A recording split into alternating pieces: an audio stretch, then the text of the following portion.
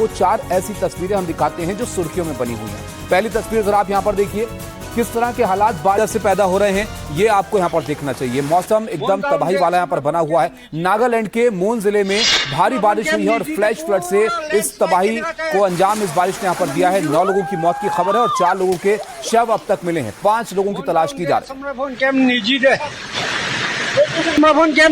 पूरा लैंडस्लाइड केनेगा चाहे ऐसा এতিয়া টেট কোটি কিমান আছে মানুহ কিমান মৰি আছে কিমান বাচি আছে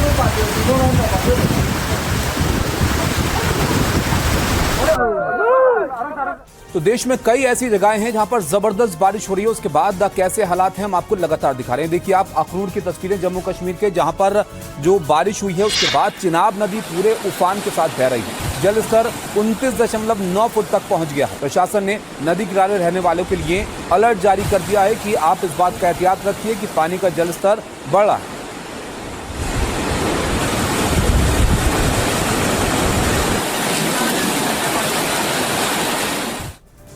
फीफा वर्ल्ड कप 2026 का फाइनल मुकाबला खेला गया। स्पेन इसमें जीत गया। उसके बाद अर्जेंटीना में हार के बाद ब्यूनस एयर्स में जो फैंस हैं वो रो पड़े। जो मेसी के फैंस हैं बेसब्री से उनको इंतजार था कि अर्जेंटीना ये फाइनल जीते, लेकिन जब नतीजे सामने आए तो अर्जेंटीना को निराशा हाथ लगी। उसके बाद देखिए बड़ी तादाद में लोग यहाँ पर इकट्ठा थे। आतिशबाजी, गाड़ियों के हॉर्न, सबका इंतजाम था, लेकिन नतीजे इनके हक में नहीं रहे।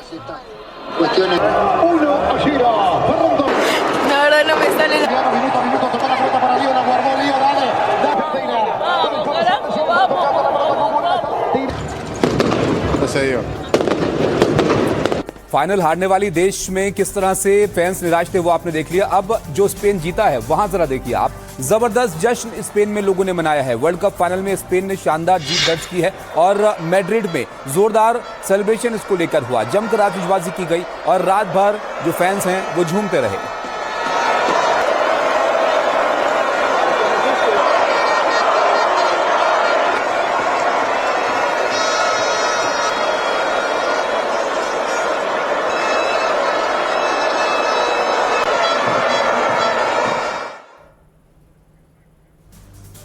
आगे बढ़ते हैं और एक बड़ी खबर से शुरुआत करते हैं। राम मंदिर चढ़ावा चोरी पर बड़ी खबर आ रही है कि चढ़ावा चोरी पर फिर से एसआईटी बनेगी। दरअसल सुप्रीम कोर्ट में इस मामले की सुनवाई हुई और सुप्रीम कोर्ट ने यहां पर कहा कि दोबारा से एसआईटी यहां पर बनाई जाए, एसआईटी का पुनर्गठन हो, वरिष्ठ अफसरों की एसआईटी यहां पर बने और मामले का राजनीतिकरण नहीं होना चाहिए, सीजेआई ने यहां पर कहा है। मामले की अगली सुनवाई अब सोमवार को होनी है। कुछ सीनियर विशेषज्ञ आईपीएस अधिकारियों को जांच टीम की अगुवाई करने के लिए कहा गया है।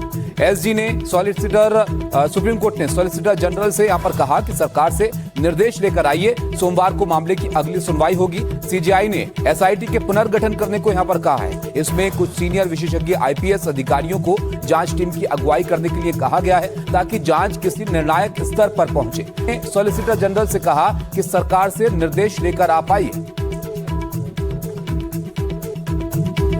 आशीष भार्गव हमारे साथ हैं। आशीष, बताइए क्या कुछ कहा गया कोर्ट में आज इस मामले को लेकर? जी देखिए, यूपी की सरकार की तरफ से एसआईटी की रिपोर्ट, स्टेटस रिपोर्ट जांच की रखी गई थी। सुप्रीम कोर्ट ने खासतौर पर सीजीआई सूर्यकांत ने एक सवाल पूछा था कि क्या जांच में भी एसआईटी शामिल है। तो यहाँ पर तुषार मेहता ने बताया कि ये इस मामले में पुलिस जांच हो रही है। पहले एक एसआईटी बनी थी, वो जो है वो उसने एक रिपोर्ट दी थी, उसके आधार पर पुलिस अब जांच कर रही है। लेकिन सुप्रीम कोर्ट इससे नाखुश दिखा, असंतुष्ट दिखा और सुप्रीम कोर्ट ने कहा कि एसआईटी का पुनर्गठन होना चाहिए। जांच की सुपरवाइज वो करें, एक सीनियर आईपीएस इसमें होना चाहिए। तुषार मेहता ने कहा कि वो इसके लिए सरकार को कोई आपत्ति नहीं होगी। कोई नाम यहाँ पर देने हैं अफसरों के सुप्रीम कोर्ट के सामने सोमवार से पहले 27 जुलाई को यानी अगले सोमवार को एक अहम सुनवाई यहाँ पर होगी। लेकिन इस बीच याचिकाकर्ताओं के लगातार सवाल उठाने पर सुप्रीम कोर्ट ने साफ कहा है कि इस मामले का राजनीतिकरण नहीं होना चाहिए। एक क्राइम हुआ है, उसकी जांच सही ढंग से होनी चाहिए और ये भी कहा है कि निर्णायक जांच हो, तार्किक जांच हो, सही तरीके से जांच हो, ये कोर्ट का मकसद है और कोर्ट इस पे आदेश जारी करेगा।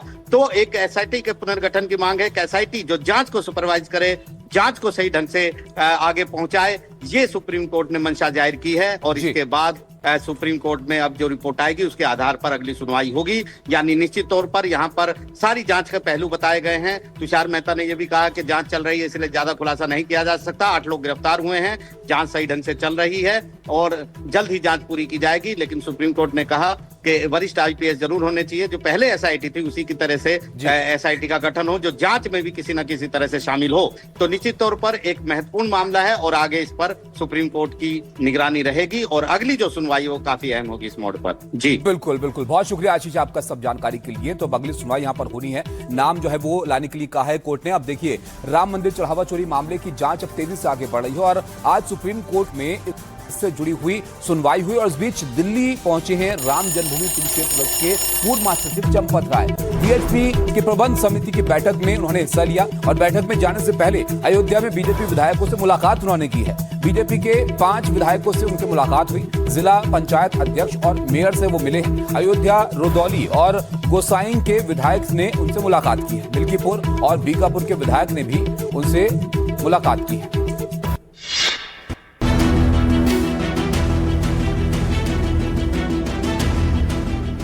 राम मंदिर चढ़ावा चोरी के आरोपी टिन्नू यादव को रिमांड में लेकर 39 घंटे पूछताछ की गई,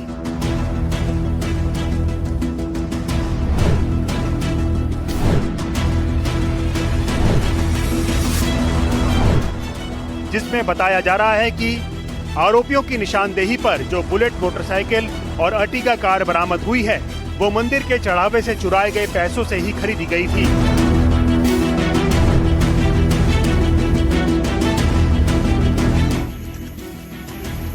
टिन्नू यादव और उसके भतीजे मनीष यादव से गहन पूछताछ की गई और रिमांड अवधि पूरी होने के बाद दोनों आरोपियों को दोबारा जेल भेज दिया गया है। इस बीच सुप्रीम कोर्ट में यूपी एसआईटी ने रिपोर्ट सौंप दी है।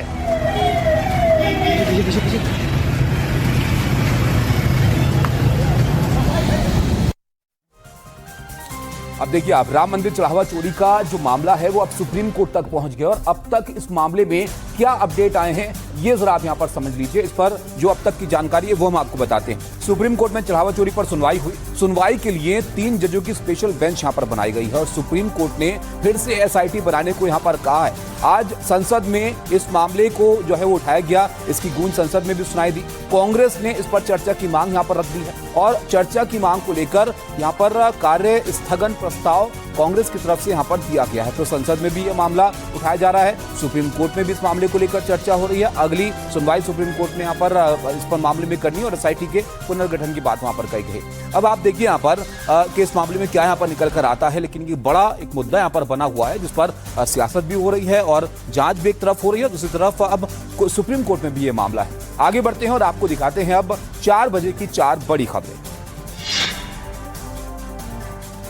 देश में मानसून के दूसरे दौर की बारिश से उत्तर और पूर्वोत्तर भारत में भारी तबाही। जम्मू कश्मीर, नागालैंड और उत्तराखंड में बारिश, बाढ़ और लैंडस्लाइड में 20 से ज्यादा लोगों की मौत। सोनम वांगचुक ने अस्पताल को लिखी चिट्ठी, मार्च में शामिल होने की जताई इच्छा, कहा मेरी तबीयत बिल्कुल ठीक। पेपर लीक के खिलाफ संसद में समाजवादी पार्टी का मार्च, प्रदर्शन में शामिल सांसद हुई डिंपल यादव, इसमें शामिल हुई, बोली देश के युवा हैं परेशान। त्रिपुरा के डीजीपी अनुराग धनखड़ की संदिग्ध परिस्थिति में मौत, दफ्तर में मिला डीजीपी का शव, आत्महत्या की आशंका, पुलिस महकमे में मचा हड़कंप। अब एक और बड़ी खबर आपको बताते हैं। दिल्ली के जंतर मंतर से प्रदर्शनकारियों के संसद मार्च को पुलिस ने रोक दिया है और इस बीच प्रदर्शन की अगुवाई कर रही कॉकरोच जनता पार्टी का दावा यह है कि उनके प्रतिनिधियों की सरकार से इस समय बातचीत चल रही है। उधर बीजेपी सूत्रों के मुताबिक कॉकरोच जनता पार्टी से सरकार की बातचीत हुई है, लेकिन इस बातचीत में क्या हुआ ये साफ नहीं है। इससे पहले अभिजीत दिपके ने अपना अनशन तोड़ दिया है। इससे पहले आज दोपहर में जंतर मंतर से संसद की ओर मार्च करने निकले प्रदर्शनकारियों की पुलिस से झड़प हुई। पुलिस ने आंसू गैस के गोले छोड़ उन्हें तितर-बितर किया। प्रदर्शनकारी युवाओं का हुजूम दोपहर में एक वक्त संसद के बमुश्किल 200 मीटर दूर रेल भवन तक पहुंच गया। हजारों प्रदर्शनकारी पुलिस के कई बैरिकेड तोड़ते हुए आगे बढ़ते चले आए। हाथों में तिरंगा लिए इन प्रदर्शनकारियों को रोकने के लिए पुलिस को काफी मशक्कत करनी पड़ी।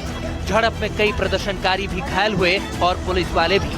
जब कुछ काम न आया तो पुलिस को वज्र वाहनों से आंसू गैस के गोले छोड़ने पड़े और लाठी चार्ज करना पड़ा। पर यहाँ पर फिर से भगदड़ की स्थिति मच सकती है और ये तस्वीरें हम आपको यहाँ से लगातार दिखा रहे हैं ताकि अंदाजा लगाया जा सके कि क्या कुछ यहाँ पर स्थिति फिलहाल बनी हुई है। प्रदर्शनकारियों को संसद की ओर बढ़ने से पुलिस कर्मियों ने रोक दिया।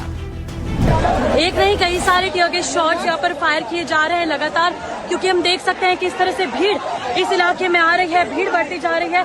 और इसीलिए आप यहाँ पर देख भी सकते हैं कि किस तरह से सभी लोगों ने अपने मुंह पे कपड़े बांध लिए हैं, जिस तरह से यहाँ पर टीयर गैस शॉट्स जो हैं वो फायर किए जा रहे हैं। हालांकि स्थिति यहाँ पर बहुत अच्छी नहीं है, क्योंकि लोगों को लगातार ये कहा जा रहा है कि इस इलाके को खाली करें।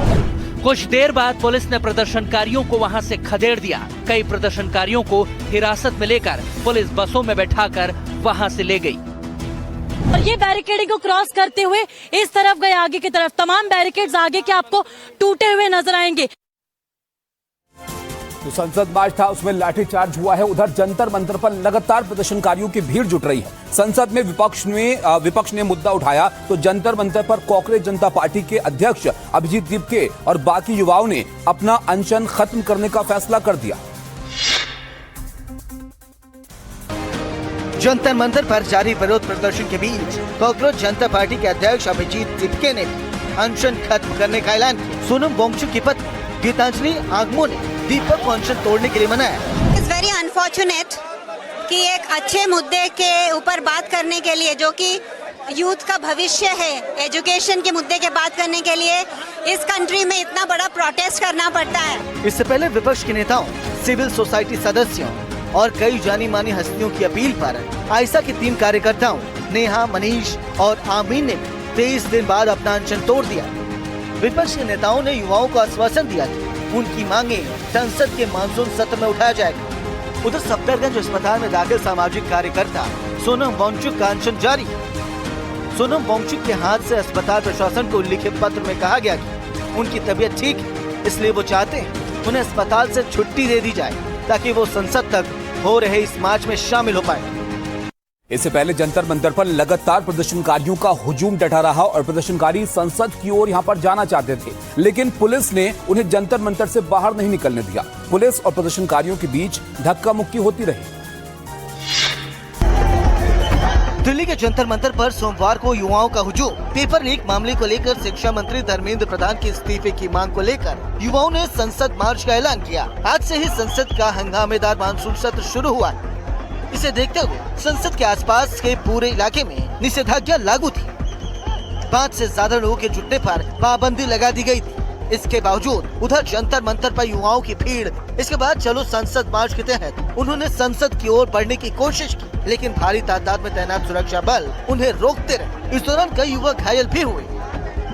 इस दौरान युवाओं की रैपिड एक्शन फोर्स के जवानों के साथ धक्का मुक्की हुई, जिसके चलते भीड़ को पीछे ढकेलने के लिए सुरक्षा बलों को लाठीचार्ज करना पड़ा।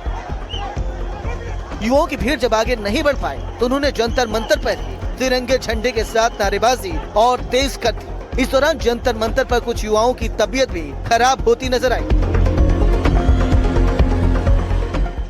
सीजेपी के प्रोटेस्ट के चलते पूरे रास्ते पर जाम की स्थिति बनी रही। एक एम्बुलेंस भी यहां पर फंसी और ये देखिए आप किस तरह की तस्वीरें वहां से सामने आ रही थी। पटेल चौक के आसपास का हाल आपको बता रहे हैं हमारे सहयोगी दिव्यांकर तिवारी, उस वक्त वहां पर मौजूद थे।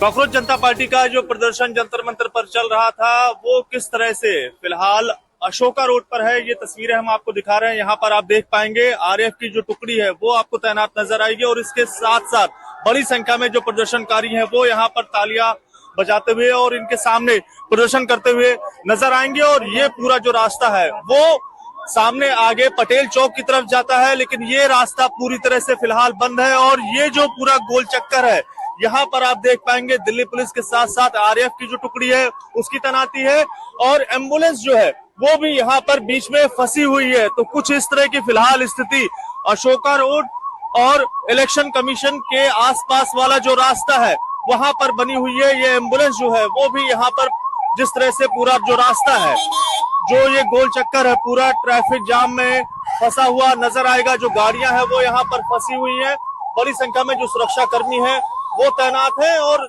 जिस तरह से ये एम्बुलेंस है निश्चित तौर पर कोई ना कोई जो पेशेंट है वो इसके अंदर होगा। और चूंकि ये पूरा जो रास्ता है, पूरा एरिया है ट्रैफिक जाम में फंसा हुआ है और जिसके चलते कहीं ना कहीं जो समस्याएं हैं वो अब सामना जो है लोगों को करना पड़ रहा है। लेकिन फिलहाल यहाँ पर आप देख पाएंगे किस तरह की जो तस्वीरें हैं वो यहाँ पर है। आसपास जो प्रदर्शनकारी हैं वो भी आपको यहाँ पर नजर आएंगे। तो ये तस्वीरें फिलहाल आप यहाँ पर देखिए, पूरा जो सर्कल है वो ट्रैफिक जाम वाली स्थिति यहाँ पर बनी हुई है। तो देखा आपने यहाँ पर संसद मार्च की तैयारी थी और उसके लिए बड़ी तादाद में लोग यहाँ पर इकट्ठा हो गए थे। कुछ इस तरह की गहमा गहमी यहाँ पर देखने को मिली है। अब एक और बड़ा अपडेट यहाँ पर हम आपको देते हैं। जंतर मंतर से बड़ी खबर ये आ रही है कि अब जंतर मंतर को खाली कराया जा रहा है। जंतर मंतर खाली हो रहा है। बड़ी तादाद में लोग वहां पर जमा थे और वहां से आज मार्च यहाँ पर निकालने के लिए आह्वान किया गया था। पुलिस की यहाँ पर तैनाती थी और अब जानकारी मिल रही है कि जंतर मंतर खाली हो रहा है। दिव्यांकर हमारे साथ हैं। दिव्यांकर, बताइए क्या वहां पर देख पा रहे हैं, कितने लोग वहां पर मौजूद हैं और कैसे खाली करवा रही है पुलिस?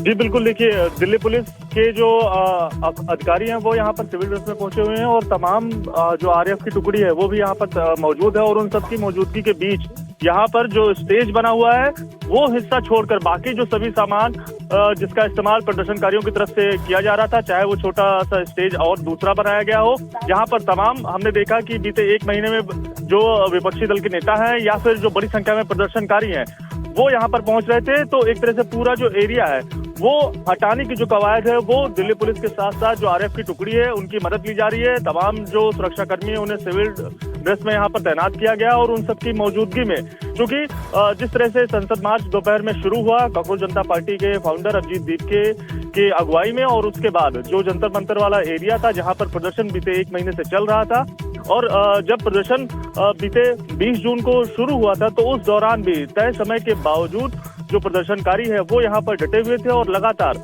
उस दिन भी दिल्ली पुलिस की तरफ से अनाउंसमेंट की जा रही थी कि जो समय है वो शाम के 5 बजे तक का ही है और उसके बाद भी लगातार जो प्रदर्शन है वो हो रहा था। और आज जिस तरह से संसद मार्च का ऐलान था और वो जब मार्च शुरू हुआ तो तमाम तरह की जो अफरा तफरी है वो तस्वीरें हम यहाँ पर देख रहे हैं कैसे सड़क पर बड़ी तादाद में लोग यहाँ पर जमा थे। अब खाली करवाया जा रहा है जंतर मंतर को। हमारे सहयोगी बता रहे थे कि कैसे पुलिस की वहां पर मौजूदगी है, लेकिन आप देखिए संसद मार्ग पर ताजा हालात क्या है। थोड़ी देर पहले की तस्वीरें आपने देखी कैसे बड़ी तादाद में लोग वहां पर मौजूद थे। मुकेश सिंह हमारे सहयोगी बता रहे हैं कि अभी क्या स्थिति है। जिस तरह से कॉकरोच जनता पार्टी ने संसद चलो का आह्वान किया है उसके बाद कॉकरोच जनता पार्टी के अलावा जो तमाम अलग अलग राजनीतिक पार्टियां हैं उनके तमाम कार्यकर्ता यहाँ पर आप देख सकते हैं कि मेरे पीछे भीम सेना से जुड़े तमाम जो कार्यकर्ता यहाँ पर और पुलिस ने साफ तौर पर कहा है कि लागू है। ऐसे में अगर कोई संसद की तरफ बढ़ेगा या 5 से ज़्यादा लोग इकट्ठे होंगे तो उन पर कार्रवाई होगी। लेकिन जिस तरह से लगातार लोगों की संख्या बढ़ रही है उसको देखते हुए दिल्ली पुलिस ने इस पूरे इलाके में मल्टी लेयर बैरिकेडिंग की है और हजारों की संख्या में दिल्ली पुलिस के जवान और साथ में अर्धसैनिक बलों के जवान तैनात हैं। आप देख सकते हैं कि पुलिस ने बस लगाकर यहाँ पर रास्ते को ब्लॉक किया है। इसके अलावा अर्धसैनिक बलों के जवान यहाँ पर तैनात हैं। यहाँ से जो संसद है वो करीब 500 मीटर की दूरी पर है। पुलिस के मुताबिक 60 दिनों के लिए धारा 163 लगा दी गई है। 24 जून से लेकर 22 अगस्त तक धारा 160 लगी है। इसके अलावा जो दिल्ली की तमाम सीमाएं हैं वहाँ पर भी सुरक्षा के लिहाज से दिल्ली पुलिस ने तमाम इंतजाम किए हैं। पुलिस के मुताबिक जो भी कार्यकर्ता या जो भी यहाँ पर लोग शामिल होने आ रहे हैं अगर उन्होंने दिल्ली पुलिस द्वारा दी गई हिदायतों को तोड़ा, कानून को तोड़ा तो उनके खिलाफ सख्त कार्रवाई की जाएगी। तो फिलहाल यहाँ पर प्रोटेस्ट जारी है। तमाम जो लोग हैं बीच बीच में उनकी दिल्ली पुलिस और अर्धसैनिक बलों से नोकझोंक होती है, लेकिन लगातार ये प्रोटेस्ट है वो जारी है। तो देखा आपने किस तरह प्रोटेस्ट कर रहे लोग और पुलिस वहां पर आमने सामने आ गई। इस बीच प्रदर्शन की अगुवाई कर रही कॉकरोच जनता पार्टी का दावा यह है कि उनके प्रतिनिधियों की सरकार से इस समय बातचीत चल रही है। सीजेपी के नेताओं से नड्डा की मुलाकात होने की खबर यहां पर सामने आ रही है। अब इस बातचीत पे क्या हाल यहां पर निकलता है इस मामले का ये भी यहां पर देखना होगा। लेकिन इस मुद्दे को लेकर आज दिल्ली की सड़कों पर जंतर मंतर के आसपास बड़ी तादाद में लोग यहां पर इकट्ठे थे। संसद तक मार्च यहां पर करना था और पुलिस आमने सामने आई प्रदर्शनकारियों के। ये तस्वीरें हम आपको लगातार दिखा रहे हैं। ऐसे में बहुत महत्वपूर्ण है ये खबर। कॉकरोच जनता पार्टी की तरफ से दावा यह किया गया कि प्रतिनिधि सरकार से इस समय बातचीत कर रहे हैं। सीजेपी के नेताओं से नड्डा की मुलाकात हुई है। ये देखिए आप तस्वीरें जो आपको यहाँ पर नजर आएंगे। बातचीत के लिए 2 प्रतिनिधि यहाँ पर सीजेपी की तरफ से गए थे और जेपी नड्डा से उनकी मुलाकात हुई है। अब इस बातचीत में क्या यहाँ पर निकला है ये देखना बहुत महत्वपूर्ण यहाँ पर होगा, क्योंकि ये अनशन कई दिनों से यहाँ पर चल रहा था और मांगे यहाँ पर इस्तीफे को लेकर थी, लेकिन उस में कोई हल निकलता हुआ नहीं दिख रहा था। उधर पेपर लीक मामले को लेकर जंतर मंतर पर विरोध प्रदर्शन में विपक्ष के नेता भी शामिल हुए। संसद के मानसून सत्र के मौके पर हुए इस प्रदर्शन को लेकर विपक्ष सरकार पर हमलावर दिखा। लाखों बच्चों की जो भविष्य है उनके भविष्य के बारे में मैं बात कर रहा हूं और उसके लिए आज यहाँ जंतर मंतर पे हजारों बच्चे वहां पर आए हैं, वहां लाठी चार्ज हो गया है, गवर्नमेंट मारने की कोशिश कर रही है, गवर्नमेंट दबाने की कोशिश। अभी सबसे पहला सवाल यह है कि नीट के बच्चों को न्याय मिले और यहाँ के जो बच्चे जो आए आंदोलनकारी उनके साथ व्यवहार अच्छा हो। ये जो आंसू गैस, लाठी, करंट या पत्थरबाजी ये पुलिस कर रही है, ये व्यवहार करेगी पुलिस, सोचिए। बात करनी चाहिए सर सरकार को इन प्रदर्शनकारियों सरकार को बात ही नहीं करनी चाहिए। और एक मंत्री को कितने दिन वहाँ रखोगे आप? क्यों एक जगह में बैठा के रखते हो? जब एक मंत्री एक जगह बैठता है तो अपने आदमियों को सेट कर लेता है और अपने आदमियों को सेट करने के बाद करप्शन बड़े पैमाने पर होता है। आप बदलते रहिए। मैं ऐसे लोगों से मिलके आया हूँ जो किसी संगठन में नहीं, लेकिन हजारों की तादाद में थे। मैं था सुबह 8 बजे से वहाँ और एक चार्जशीटेड गवर्नमेंट लाठी चार्ज कर रही। जैसे जिस तरह से ये प्रोटेस्ट भी चल रहा है तो वो ठीक नहीं है, क्योंकि जनता ने जिस सरकार को चुना है वो कैसे सरकार चलाएगी ये उनका अधिकार है। अगर आपको इतना ही है तो आप भी खड़े हो जाइए। तो आप आर्म ट्विस्ट नहीं कर सकते गवर्नमेंट को कि आपको किसको सैक करिए, किसको रखिए। तो ये आर्म ट्विस्टिंग अच्छी नहीं है। तो आपने देखा कैसे संसद के बाहर इस मुद्दे को यहां पर उठाया जा रहा है, लेकिन संसद की कार्रवाई में क्या कुछ आज हुआ है वो भी आपको बताएंगे एक छोटे से ब्रेक के बाद। जल्द लौटें।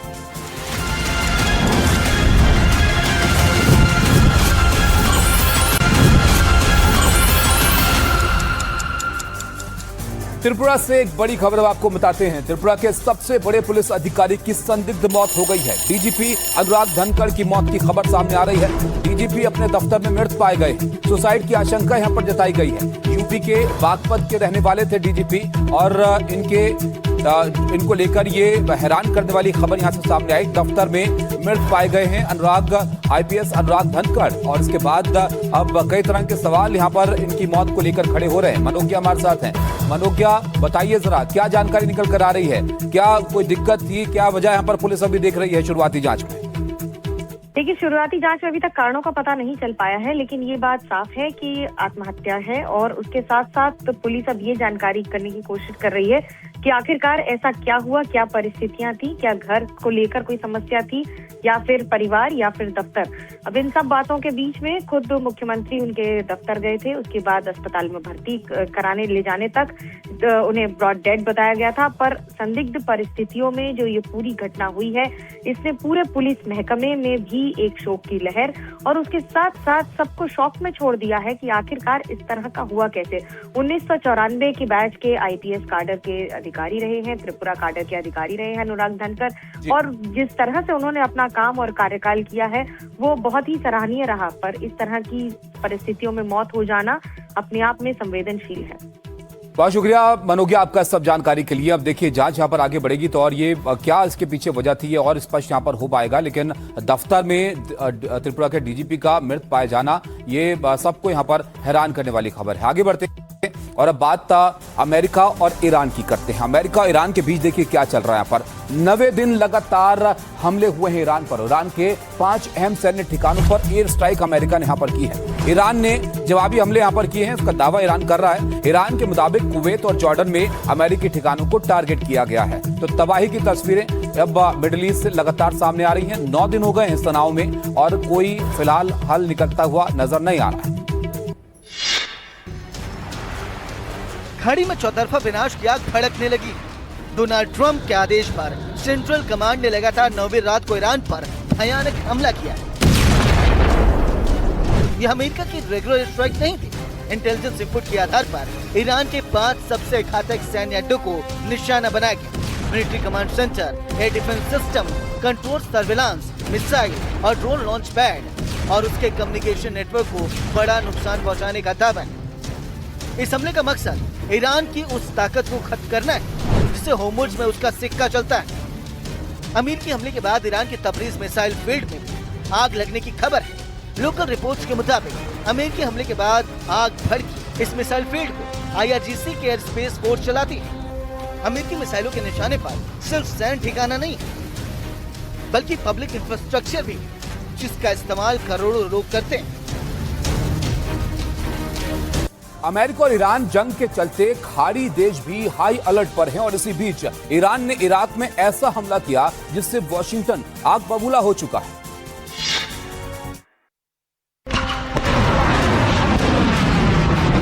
इराक में ईरान के हमले के बाद अमेरिका को बड़ा झटका लगा।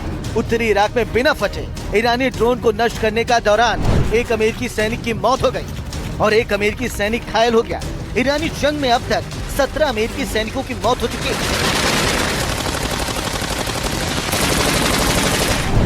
इस बीच कूटनीतिक मोर्चों पर भी अहम खबर आई।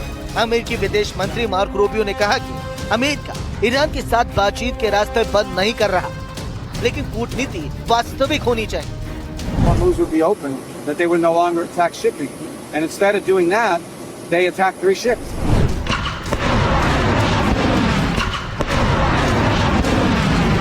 रूबियो के मुताबिक ईरान समझौते के तहत काम नहीं कर रहा है, वहीं ईरान समझौता टूटने का दोष अमेरिका पर डाल रहा है। फिलहाल दोनों ओर से जारी हमलों में कूटनीति की लकीर धुंधली पड़ती नजर आ रही है।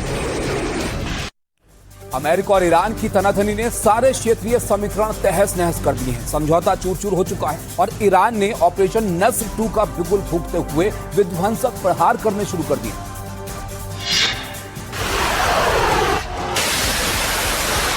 ईरान ने किया घातक पलटवार, निशाने पर अमेरिकी मिलिट्री के अहम बेस। अमेरिकी हमलों के जवाब में IRGC ने ऑपरेशन नस्र 2 की 21वीं और 22वीं लहर लॉन्च कर दी। जॉर्डन और कुवैत में अमेरिकी सैन्य संपत्तियों को चुन चुन कर निशाना बनाया। ईरान का दावा है कि जॉर्डन के अल अजारक इलाके में हमला किया, जिसके बाद अमेरिका के 20 हैंगर मलबे के ढेर बन गए। इसके साथ ही IRGC ने जॉर्डन के ही अकाबा एयरपोर्ट पर बैलिस्टिक मिसाइलों से हमला किया।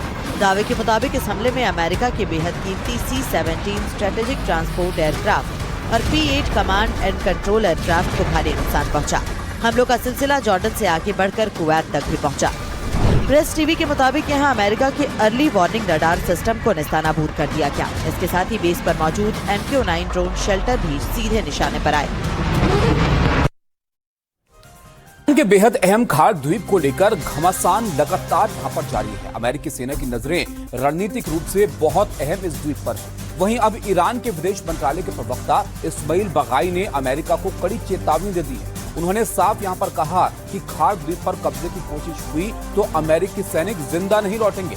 खाड़ द्वीप पर हमारे सैनिक तैनात हैं, हमारे लोग तैनात हैं, ये बात वो यहाँ पर कह रहे हैं। वो अमेरिकी सैनिकों का इंतजार कर रहे हैं। ईरान की ऑयल इंडस्ट्री का दरअसल सबसे अहम टर्मिनल है ये खाड़ द्वीप और यहाँ से ईरान की कुल तेल निर्यात का 80% हिस्सा होकर गुजरता है। ईरान के तट से 25 किलोमीटर दूर है ये द्वीप और 40 से 50 बड़े ऑयल स्टोरेज टैंक यहाँ पर मौजूद हैं। एक टैंक में रखा जा सकता है 10 लाख बैरल तेल और द्वीप के आसपास पानी बहुत गहरा है और इसलिए आप देखिए सुपर ऑयल टैंकर भी आसानी से यहाँ पर पहुंच सकते हैं, लंगर डाल सकते हैं। एक साथ 10 सुपर टैंकरों में तेल लोड यहाँ पर करने की क्षमता है, इसलिए ईरान इसका इस्तेमाल करता है अपने ऑयल की सप्लाई के लिए। आधुनिक सैन्य बेस की तरह इसको विकसित किया गया है। S-300 और हॉक मिसाइल डिफेंस सिस्टम यहाँ पर तैनात है। ईरानी नौसेना द्वीप की लगातार निगरानी करती है और अब अमेरिका की इस द्वीप पर नजर है, जिसको लेकर ईरान चेतावनी दे रहा है। अब आगे बढ़ते हैं और आपको दिखाते हैं 4 बजे की क्राइम से जुड़ी हुई 4 बड़ी खबर। बिहार के समस्तीपुर में छात्रा की गोली मारकर हत्या, स्कूल जाते समय बाइक सवार बदमाशों ने मारी गोली, मामले की छानबीन पर जुटी है पुलिस। उत्तर प्रदेश के फतेहपुर में दुष्कर्म और धर्म परिवर्तन कराने का आरोपी एनकाउंटर के बाद गिरफ्तार, पुलिस मुठभेड़ में घायल होने के बाद अस्पताल में इलाज। उत्तर प्रदेश के कौशाम्बी में 3 लोगों को मारी गोली, जेल से छूटकर आए आरोपियों ने की फायरिंग, कुछ दिन पहले गंगा स्नान के दौरान हुआ था विवाद। राजस्थान के बूंदी में चाकूबाजी के आरोपियों के खिलाफ बड़ी कार्रवाई, आरोपियों के अवैध दरबार पर चला बुलडोजर। अब एक बड़ी खबर आपको बताते हैं, 30 जुलाई से यूपी सहित देश भर में कांवड़ यात्रा शुरू हो रही है। AIMIM ने इससे जुड़े कई सवाल अब खड़े कर दिए हैं। कांवड़ यात्रा पर सियासत अब तेज हो रही है। AIMIM का योगी सरकार पर हमला देखने को मिला है। उनकी तरफ से शौकत अली का यह कहना है कि सड़कें चलने के लिए हैं। शौकत ने पूछा कि क्या सड़क जाम पर कार्रवाई होगी। रूट डाइवर्ट करने पर AIMIM ने सवाल यहां पर खड़े कर दिए हैं। क्योंकि सड़कें चलने के लिए होती है, ना कि कांवड़ के लिए होती है, ना कि नमाज के लिए होती है। ऐसा मैं नहीं, मुख्यमंत्री जी ने खुद ही कहा है। AIMIM ने तीखा सवाल यूपी के सीएम योगी आदित्यनाथ से किया है। शौकत अली ने कहा कि उम्मीद है इस बार कांवड़ यात्रा के दौरान सड़कें जाम नहीं होने दी जाएंगी। सड़कें अगर चलने के लिए तो सिर्फ उसको चलने के लिए रखा जाए, न कि नेशनल हाईवे को बंद करके जनता के रास्ते को तंग किया जाए। मेरठ में प्रशासन ने ईद के मौके पर कहा था कि सड़क पर नमाज पढ़ने पर पासपोर्ट जब्त होगा। शौकत अली ने इस पर भी तंज कसा।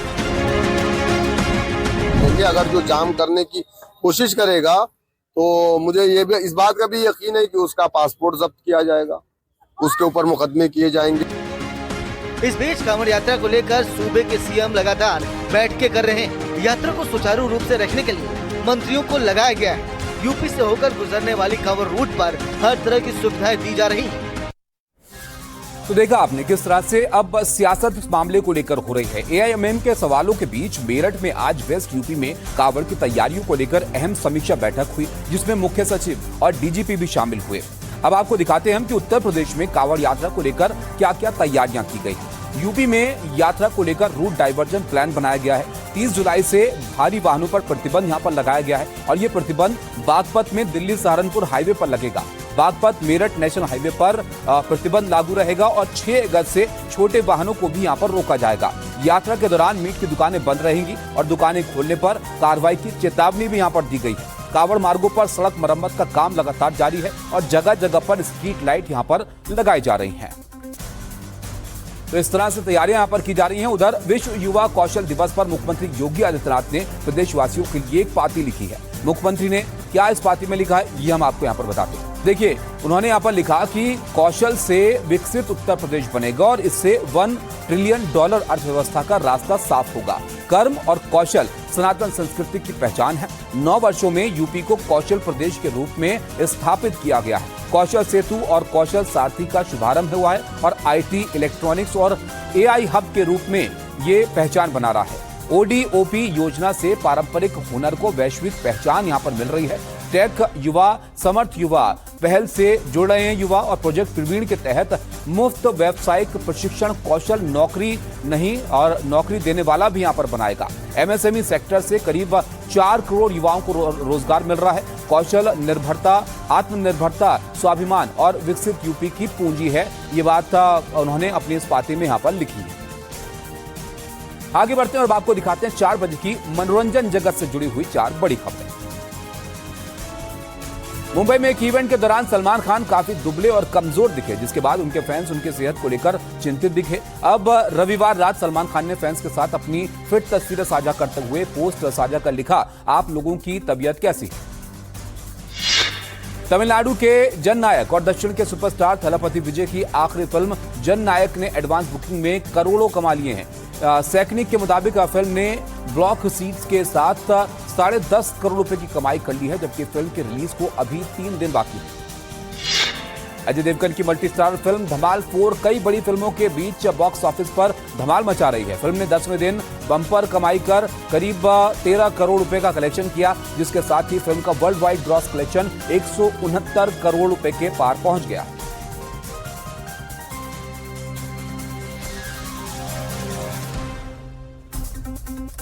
आगे बढ़ते हैं और आपको एक और खबर हम बताते हैं फीफा वर्ल्ड कप से जुड़ी हुई। देखिए, फीफा वर्ल्ड कप का फाइनल मुकाबला कल खेला गया और इसमें अर्जेंटीना को 1-0 से हराकर स्पेन नया विश्व चैंपियन बन गया है। पूरे टूर्नामेंट में केवल 1 गोल खाकर स्पेन ने मेसी का सपना इस बार तोड़ दिया है। राष्ट्रपति ट्रंप और सितारों की मौजूदगी में ये फाइनल इस बार यादगार रहा है।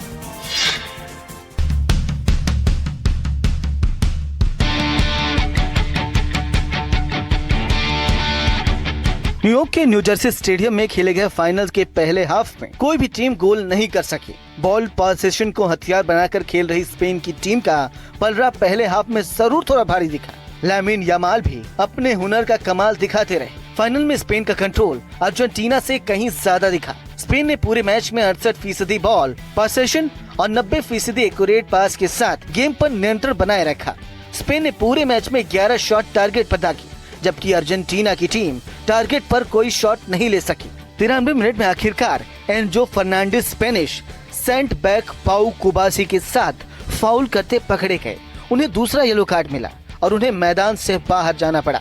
126 मिनट में आखिरकार स्पेन के फेरन टोरेस ने गोल दागकर स्पेन ला रोखा कैंप को 7वें आसमान पर पहुंचा दिया। टोरेस के वर्ल्ड कप कैरियर का तीसरा गोल रहा। मैच इसी नतीजे पर खत्म हुआ। कोच लुइस डे कप्तान मेसी के लगातार 2 बार खिताब जीतने का सपना आखिरकार तोड़ दिया।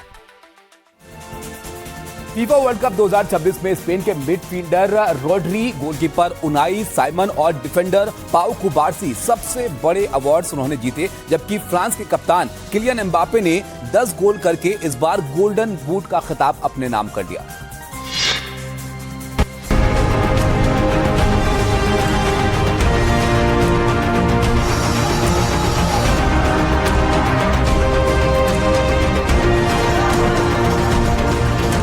न्यूयॉर्क के न्यू जर्सी स्टेडियम में खेले गए बेहद तनाव भरे रोमांचक फाइनल का खिताब आखिरकार स्पेन ने जीता। इसके साथ ही स्पेन के कई खिलाड़ियों ने दूसरे खिताब भी अपने नाम किए। स्पेन के कप्तान रोड्री को टूर्नामेंट के बेस्ट प्लेयर के तौर पर गोल्डन बॉल से सम्मानित किए गए। कप्तान रोड्री स्पेन के मिडफील्डर की जान रहे। उनकी अगुवाई में उनकी टीम ने पूरे टूर्नामेंट में सभी मैच में गोल को कंट्रोल में रखा। स्पेन के गोलकीपर आई सिमोन ने अपने गोल पोस्ट में अंदर सिर्फ एक बार ही चूक की। पूरे टूर्नामेंट में स्पेन के खिलाफ सिर्फ 1 गोल हो सका। गोलकीपर उनाई सिमोन को गोल्ड ग्लोव खिताब से नवाजा गया। उनाई ने लगातार 650 मिनट तक कई गोल न खाकर वर्ल्ड कप का रिकॉर्ड भी बनाया। युवा डिफेंडर पाउ कुबार्सी को स्पेन के डिफेंस में शानदार प्रदर्शन के लिए फीफा यंग प्लेयर अवार्ड दिया गया। 19 वर्षीय डिफेंडर कुबार्सी ने स्पेन को वर्ल्ड कप जिताने वाली टीम के तौर पर सबसे कम गोल खाने का रिकॉर्ड बनाने में मदद की।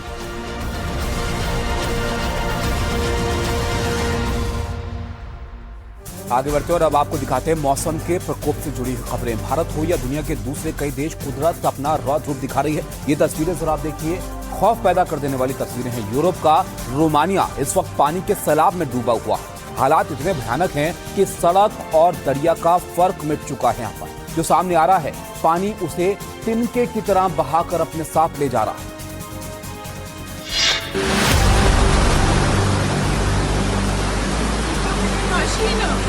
ये तस्वीरें कोई फिल्मी सीन नहीं, बल्कि ये हकीकत है रोमानिया की। सड़कों पर दौड़ती भागती गाड़ियां इस वक्त खिलौने से ज्यादा कुछ नहीं है। सैलाब का बहाव इतना तेज है कि बड़ी से बड़ी गाड़ी पानी के बहाव के आगे तिनके की तरह बहती नजर आ रही है। लोग अपनी जान बचाने के लिए ऊंची जगहों की ओर भाग रहे हैं, लेकिन पानी की रफ्तार के आगे सब बेबस दिख रहे हैं। रिहायशी इलाकों में पानी का स्तर खतरे के निशान से काफी ऊपर पहुंच चुका है।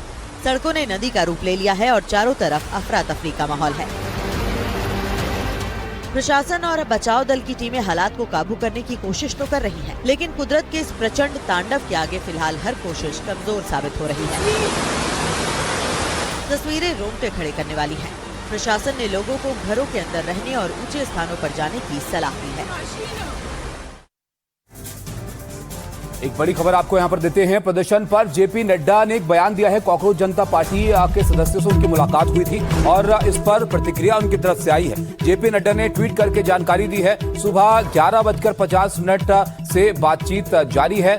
ये उनकी तरफ से जानकारी सोशल मीडिया पर दी गई है, वो आपको बताते हैं। उन्होंने यहाँ पर लिखा है कि आज सुबह पहली बार प्रदर्शनकारियों की ओर से सरकार के साथ बातचीत करने का प्रस्ताव आया और सुबह 11:50 से हमारी बातचीत जारी है। सौहार्दपूर्ण वातावरण में मुलाकात हुई है। उनके डेलीगेशन के साथ विस्तार से पहले मौखिक चर्चा हुई और उनके द्वारा लगभग 4 बजे मुझे लिखित याचिका दी गई है। कनिका हमारे साथ हैं। कनिका, जेपी नड्डा ने अब यहाँ पर खुद इस बात की जानकारी दे दी है। बताइए अब लिखित याचिका में क्या कहा गया सीजेपी की तरफ से और बातचीत में क्या हल निकला?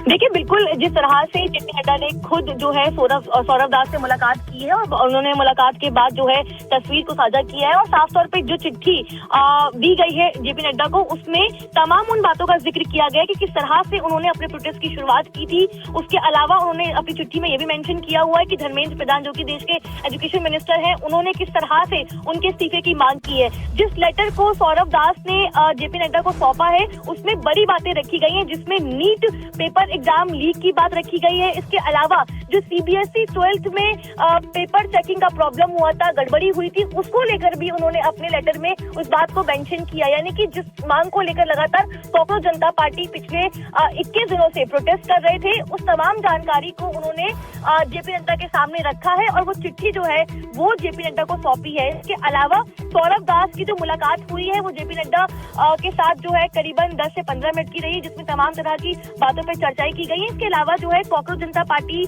के जो स्पोक पर्सन है सौरभ दास, उन्होंने जो लेटर लिखा है या दिया है उसमें सोनम वांगचुक की हेल्थ को लेकर भी जो है मुद्दा उठाया है और उसमें कहा है कि किस तरह से सोनम वांगचुक को दिल्ली पुलिस ने वहां से हटाकर जबरन जो है अस्पताल में शिफ्ट किया। यानी कि कई बड़ी बातें जो है इस लेटर में लिखी गई हैं, जिसको साफ तौर से कॉकरोच जनता पार्टी ने एक रिटर्न फॉर्मेट के तौर पर जेपी नड्डा को सौंपा भी है।